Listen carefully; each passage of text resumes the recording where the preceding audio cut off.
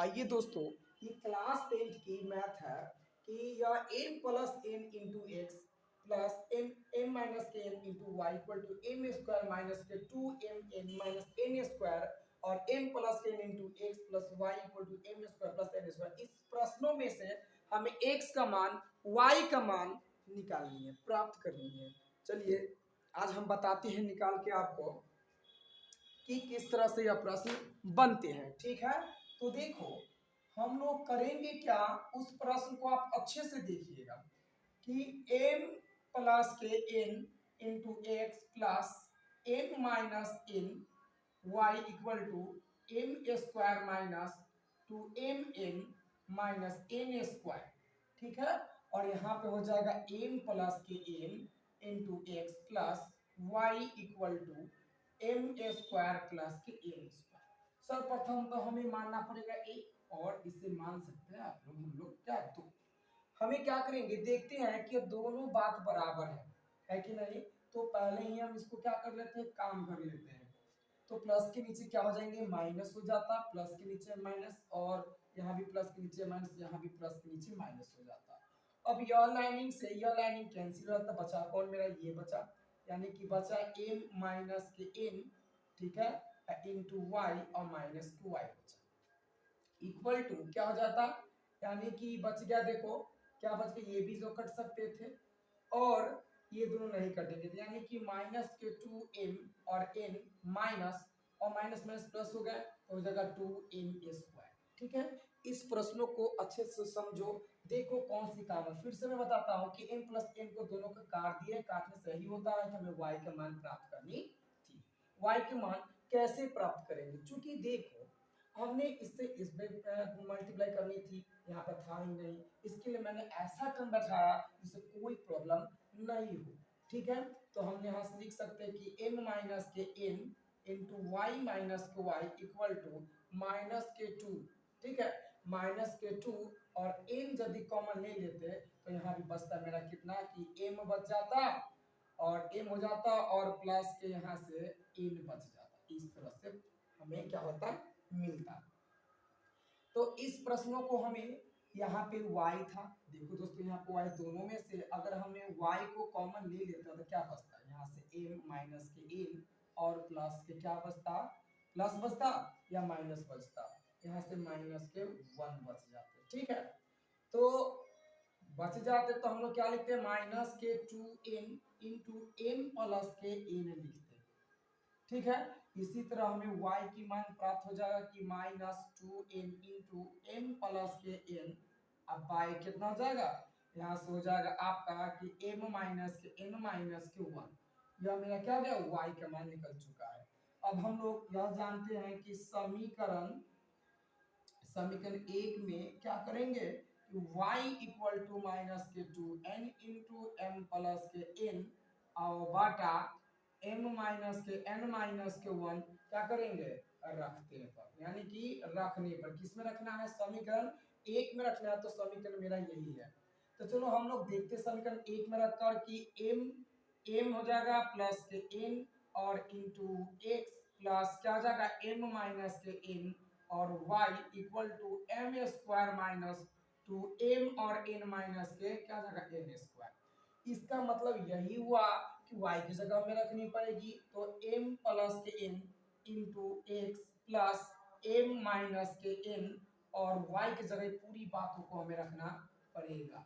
तो माइनस के 2n into m plus के n, अब y क्या हो जाता है, m माइनस के n माइनस के 1।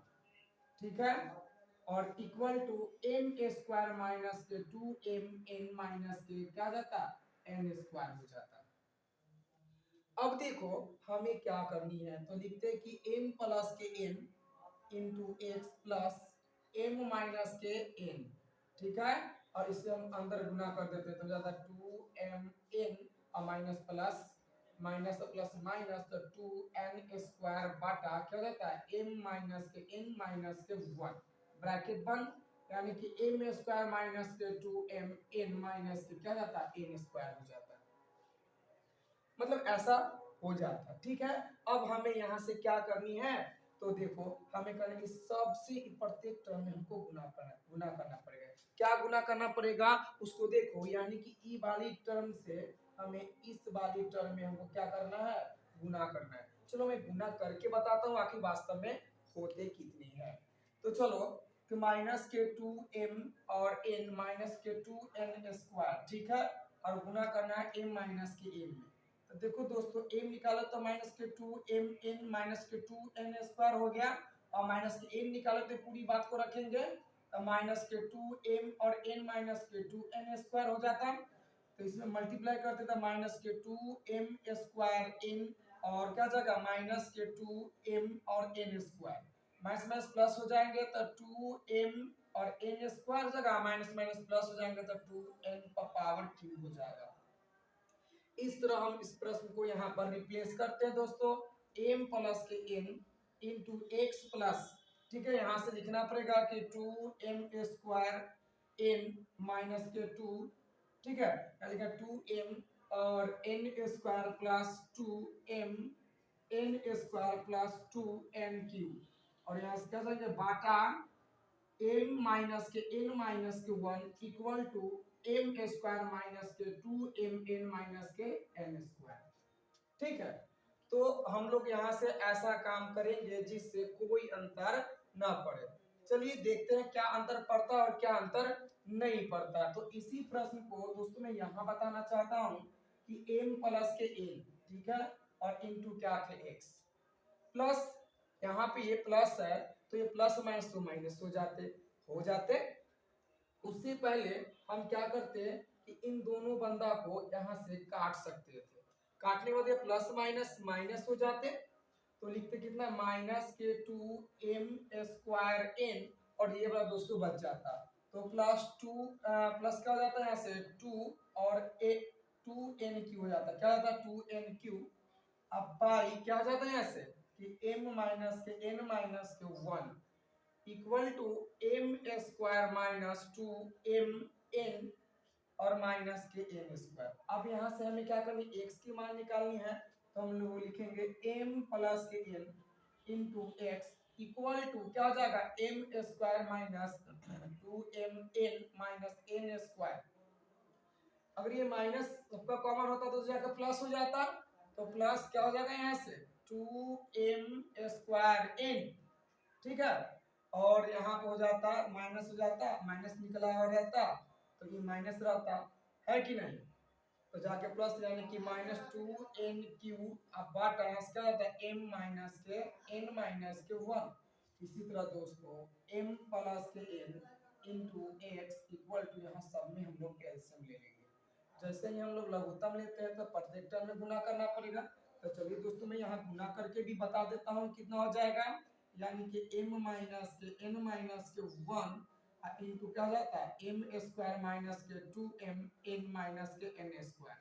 चलिए दोस्तों इससे गुना करेंगे हो जाता कितना m क्यू और माइनस 2m स्क्वायर n, और यहाँ से हो जाता है m और n स्क्वायर। इसी तरह माइनस m स्क्वायर n हो जाता और प्लस के 2m और n स्क्वायर हो जाते, प्लस क्या हो जाता है यहाँ से n क्यू हो जाता, क्या हो जाता है यहाँ से n क्यू हो जाता है, और इस 1 से करते तो क्या जाता माइनस के m स्क्वायर और माइनस माइनस प्लस 2m और n और माइनस माइनस प्लस हो जाता है n स्क्वायर। तो जो कटने वाला हो तो उसको काट देंगे, जो नहीं कटने वाला होगा उसको क्या कर देंगे छोड़ देंगे। तो चलिए फिलहाल तो लगता है कोई कटने वाले नहीं है, तो हम लोग ऐसे करते हैं कि एलसीएम लेने के बाद यह काम आता है मेरा कितना m माइनस के n माइनस के 1, और दोनों को गुना करने के बाद लिखते हैं ऐसे कितना, तो m Q minus 2m square n और माइनस m और n स्क्वायर और माइनस क्या हो जाएगा m स्क्वायर n और प्लस 2m और n हो जाएगा और प्लस के n क्यू, और ये भी हो जाएंगे। देखो दोस्तों बड़ा लंबा क्वेश्चन था इसीलिए आगे यह भाग चुका है, minus m square plus 2m n plus n square. दोस्तों मैं यहाँ से ब्रैकेट लगा देता हूँ क्यों, क्योंकि यहाँ सब मेरा काम चला गया था तो केवल ये लिखे थे, और दोस्तों ये तो पूरा मेरा हो गया और ये नहीं लिख पाए थे, सो मेरे जगह नहीं था तो मैंने यहाँ लिख देता हूँ 2 स्क्वायर n माइनस के 2n एन क्यू। ठीक है, चलिए इस प्रश्नों को मिटाते हैं और आगे काम इसी का जो बचा हुआ है उसको हम लोग कंप्लीट करने की कोशिश कर लेते हैं। तो चलिए देखते हैं कि एम क्यू, और इसमें एम क्यू है क्या? तो चलो एम क्यू यहाँ पे एम क्यू नहीं है, यानी कि एम क्यू यहाँ पे और भी कहीं नहीं है, तो लिख सकते हैं एम क्यू और 2m², यानी कि m स्क्वायर n और कहाँ है, m स्क्वायर n यहाँ पे है। ठीक है, तो यहाँ पे हो जाएगा 2 को एगो मिलके 3 को जाता है, यानी कि 3m² n, यानी कि इसका काम हो चुका था, इसका भी काम हो चुका है, इसका भी काम हो चुका। अब माइनस यानी कि mn² कहाँ पे है, तो mn²। अच्छा ये भी नहीं है, ये तो प्लस का हो जाएगा, यानी कि इसका भी काम खत्म है, तो आप यहाँ लिख सकते हैं कि 2m² n। ठीक है, -mn² और कहीं भी नहीं, तो लिख दो, इसका भी काम खत्म हो गया कि m और n² और 2mn मिलके कितने हो जाएंगे, 4m और n हो जाएंगे। इसका मतलब ये भी हो गया और ये भी हो गया, बचा कितना, प्लस के nq और अच्छा nq और nq घट जाएंगे तो कितने बचेंगे, माइनस, यानी इसका भी काम खत्म हो गया। बच गया मेरा क्या, तो यहाँ से बच गया माइनस के m² और बच गया माइनस के m² और n²। इस तरह से हम लोगों का प्रश्न में ये बच चुका था, यानी कि a माइनस के n माइनस के 1 हो जाएगा दोस्तों। अब हमें कुछ और नहीं करनी है, बस यहाँ से क्या करेंगे, x = m³ माइनस के 3m² n प्लस के 2m² n माइनस के n² प्लस के 4m n माइनस के n³ और माइनस के m² माइनस के n², और इन दोनों को हमें गुना करना पड़ेगा दोस्तों। तो यहाँ हो जाएगा m², ठीक है, माइनस के n हो जाएगा और माइनस के m हो जाएगा, फिर हो जाएगा दोस्तों यहाँ से प्लस के m और n हो जाएगा, माइनस के n² जाएगा और माइनस के n हो जाएगा। तो यह लाइनिंग दोस्तों यहाँ से कट जाएंगे। ठीक है, इसी तरह x का फाइनल आंसर जो निकल के आएगा mq आ जाएंगे, और फिर यहाँ से क्या आ जाएगा, तो माइनस के n² आ जाएंगे, मतलब लिख सकते हैं कि m² माइनस के n²। ठीक है, और माइनस के nq लिख सकते थे, और माइनस के 3m² n plus 2m² n।